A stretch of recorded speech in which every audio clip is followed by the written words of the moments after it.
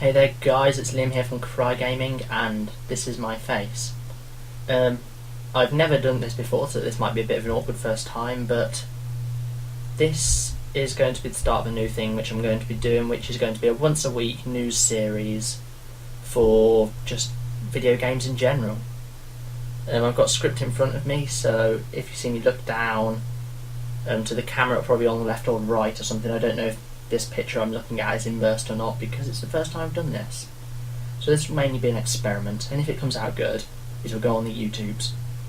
So if I keep looking down or to the left or right, then it's just me looking at my script, so don't worry about that.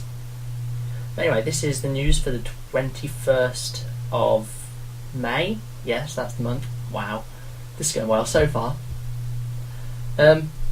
So first news is from MMO Champion, which means it'll be revolved around Blizzard, mainly. And this is that the DK PvP set, the Shaman PvP set, and Rogue PvP set for Pandaria have all been released and have been added to the previous Monk... What? Yeah, it's been added it's been added to the Monk, Priest and Lock sets, which have already been up there. Now, the DK one I'm a bit meh on, the Rogue one I'm a bit meh on, and the Shaman one actually looks pretty good. To be honest, I like the hat. There's a cool hat in it, and there's a link in the description, and it has a link to, well, these images, and the hat for the Shaman one looks pretty cool. Also, there's been 10 new maps added, and you can see these in the link as well. Now we're just going on to some general gaming news. And the first one, which is quite big for me, but probably not for anyone else, is that Aliens Colonial Marines has been delayed to 2013. Now, I was actually quite looking forward to Aliens, and now it's being released in 2013. It's a bit of a disappointment, and apparently the trailer is only going to be released in February 2013, so that's a bit ridiculous. Also, another thing which surprised me this week is Max Payne 3 managed to sell more copies than Diablo 3. This was a huge shock to me. I'm not sure if it was a huge shock to you guys. Might have been obvious. I might not just be aware of how big of a fan base Max Payne actually has. I played Max Payne 2 for a bit, but didn't really get on with it. Basically because back then my computer was terrible. It's not even at its best now, so I don't know what I'm complaining about.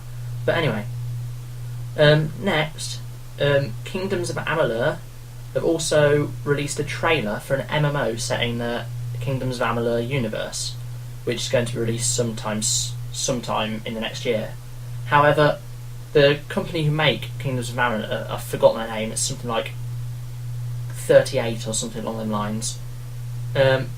Basically they're having money troubles at the moment, so we're not sure if this is going to actually happen. And they've been sacking employees, and they've not paid their employees due to money problems, and the people who they got their loans off before, some loan company in Rhode Island, they said they won't provide any money for their next game, which means they'll have to find another source of money. Another bit of news, the Just Cause 4 domain for, well, a domain is a site on the internet, basically a website name. Just Cause 4, it's been registered, which means there's a Just Cause 4 registered name somewhere on the internet. So that means there will probably be a Just Cause 4 game sometime in the future. But this is a bit surprising because Just Cause 3 hasn't even come out yet. And it's a bit weird, to be honest, but I don't know about you guys, but I liked Just Cause 2. I'm just a bit of an OCD nerd, I guess, and I got angry that one of the cities was impossible to 100% complete. I was there for like a day looking for everything in that city, and I couldn't find it, and yeah, that made me trade in the game, which is a bit disappointing.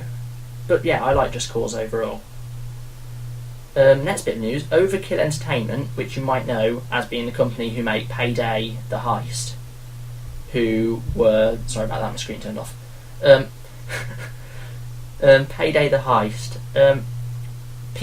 It was kind of a 4-player co-op where you robbed a bank or robbed something, and then the police had to come and get you, along with the FBI or something along those lines, and you just had to escape or hold out or whatever along those lines. And it was very much like Left 4 Dead with people rather than zombies. Now, this Overkill Entertainment have announced a collaboration with Valve for Left 4 Dead, which means that they'll probably be making a crossover between Payday and Left 4 Dead, which could be quite interesting, actually. Just shooting FBI zombies, and yeah, I can't see what the collab's going to be, but it's going to be interesting, I'll give it that. Now, another good bit of news for a lot of Elder Scrolls fans out there. Bethesda have announced that Elder Scrolls Online will have a 100% solo main story. This means that the main storyline for it will have no group interaction anyway, and it'll feel like you're on your own in a single-player RPG, which is what made the Elder Scrolls, really. The fact that you were the hero, you were the only hero, and you were the one hero who will save everything. And I think this will be a good addition to the game, and Bethesda have announced that the reason they're doing this is because they don't want to ruin immersion by having like 20 people on the same quest to kill one dude, and you're just there with like another 19 people behind you just killing this one dude for a quest. And I can completely agree with that. Like I said, Elder Scrolls is renowned for being a single player, completely based on the main character, you, and having like 20 people all claiming they're like Dragonborn and all going to be the saviour of Skyrim or Cyrodiil or whatever would be a bit weird. Another thing, just a little bit of news, Dead Island 2 have announced that they're not creating a sequel at the moment, and I'm not really bothered about that, to be honest. I didn't really like Dead Island 1. It was kind of a game where you played the first hour of it or so, and you were like, oh yeah, this game's amazing, you get to pick up weapons, kill zombies, yay. But then after that, you're just like, nah, it's just the same thing over and over again. And the game wasn't too good, to be honest. And the final bit of news for this episode, Sony have registered the Forsaken Souls domain. So that means the name Forsaken Souls for a website has been taken, which means Demon Souls, Dark Souls, Forsaken Souls. And that means there'll be a new game in the series, hopefully coming soon. There's no release date or no actually announcement for that game to come out, but because the domain's been registered, I'm guessing they're in development on that game, or going to be in development, which is good. They're good games. They're very hard. They're renowned for their difficulty. They're ridiculously hard, and that's why people play them. It's not a little walk through, hold your hand business. It's more, you do this, and if you do this, you are good at the game, because it's genuinely hard. So that's the end of the first episode of the news series, which I'll be uploading hopefully every Monday.